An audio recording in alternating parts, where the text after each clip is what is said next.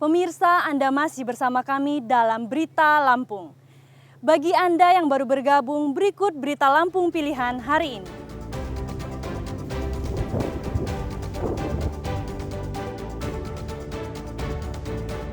Pasangan suami istri pengusaha sembako di Tanggamus dibunuh oleh kawanan pencuri.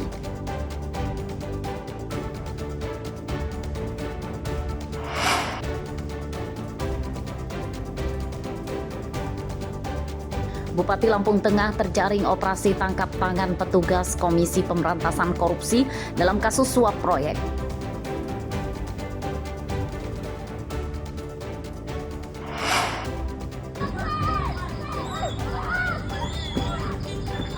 Remaja pengendara motor bonceng 3 tertabrak bus di Lampung Utara. 1 remaja tewas dan bus terbakar. Oh, gila sih. Ya Allah, kok dibakar dan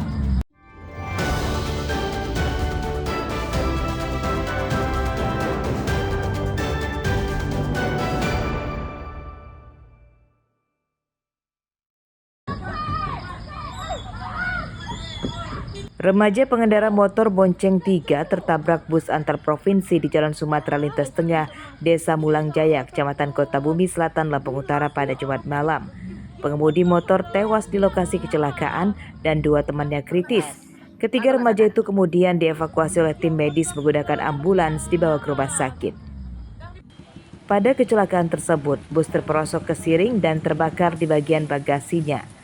Menurut penumpang, kecelakaan terjadi saat bus sedang melaju dari Ogan Komering Ulu, Sumatera Selatan tujuan Jakarta.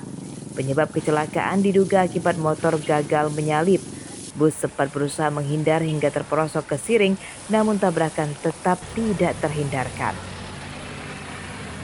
Dari Belitang, katanya ke timur mau ke Jakarta. Kejadian sendiri kemana sih, Bang? Kalau saya sendiri kurang paham karena posisi duduknya di belakang. Tapi kalau untuk jalan posisinya tadi, mobil itu nggak terlalu cepat dulu. Kayak gitu. Ada korban juga nggak, Bang? Kalau di mobil nggak ada, tapi kalau di motor yang pakai motor tadi kurang paham. Iya. Kondisi mobil full ya, penuh ya, penumpang? Full kalau untuk kronologisnya informasi di awal dari masyarakat dan personil yang sudah di TKP. Awalnya kecelakaan lalu lintas antara bis dan atau versus sepeda motor. Kemudian untuk sementara korban luka-luka sedang dirawat di rumah sakit Handayani.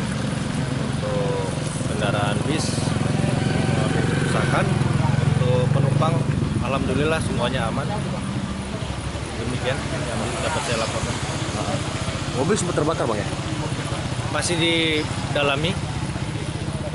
Memang sudah ada titik api di mobil, masih kita dalami berasal dari mana, apakah dari mesin kendaraan atau dari lainnya. Seluruh penumpang dalam bus selamat. Bus yang kecelakaan rusak berat dan para penumpangnya dialihkan ke bus lain untuk diantarkan ke tempat tujuan. Penyebab kecelakaan dan kebakaran bus masih diselidiki polisi. Ardio Haba melaporkan dari Lampung Utara.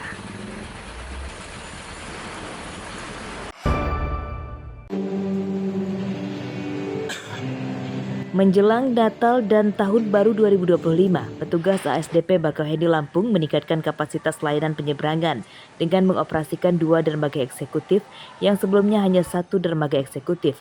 Hal tersebut untuk memperlancar aktivitas penyeberangan penumpang dan kendaraan dari Sumatera ke Jawa. Sejumlah strategi lain juga telah disiapkan untuk mengatasi lonjakan penumpang pada masa libur Natal dan Tahun Baru. Selain menambah dermaga eksekutif, petugas ASDP juga menyiapkan 51 kapal ro-ro berukuran besar serta mengoperasikan 5 dermaga reguler. Jika itu masih terjadi antrian panjang, ASDP juga akan mengalihkan layanan penyeberangan truk melalui Pelabuhan Bandar Bakaujaya atau Pelabuhan BBJ yang lokasinya tidak jauh dari Pelabuhan Bakauheni.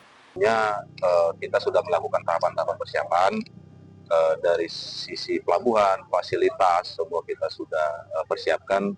Dan tidak kalah pentingnya dari sisi armada, kita sudah melakukan persiapan bahkan drum check ya untuk memeriksa kondisi kapal dan juga alat lautan serta keselamatannya sudah kita lakukan bersama dengan regulator, dan alhamdulillah semua armada kita siap untuk melakukan angkutan Nataru 2025. Petugas otoritas Pelabuhan Bakauheni memprediksi puncak arus penyeberangan akan terjadi pada tanggal 25 dan 26 Desember dengan potensi lebih dari 12.000 kendaraan dari Sumatera akan menyeberang ke Pulau Jawa. Jumlah itu meningkat dibanding tahun lalu yang berada di kisaran 11.000 kendaraan. Aris Susanto melaporkan dari Lampung Selatan.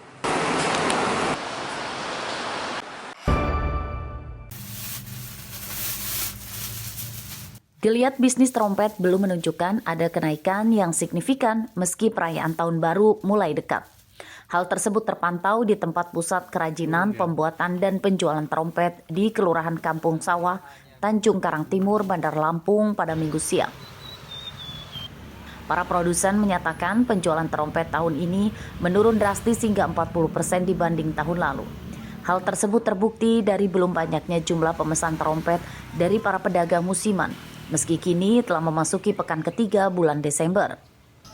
Menurut produsen, pada tahun-tahun sebelumnya, pemesanan trompet sudah ramai sebelum bulan Desember.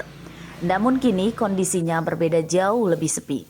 Para produsen belum tahu penyebab menurunnya pemesanan trompet tahun ini.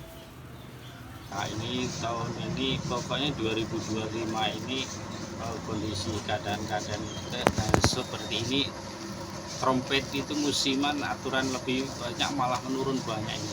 Menurun banyak dibanding tahun lalu, Pak? Iya. Berapa persen, Pak? Wah, itu turunnya udah ada 40-an persen ada kok, Pak. Hampir setengahnya, Pak? Ya? Iya. Tahu penyebabnya nggak, Pak?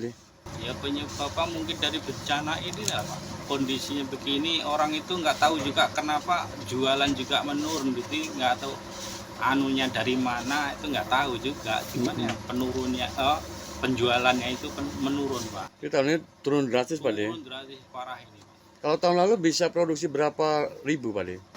Ya kalau tahun lalu itu bisa 10.000 ada lah, tapi ini nggak ada.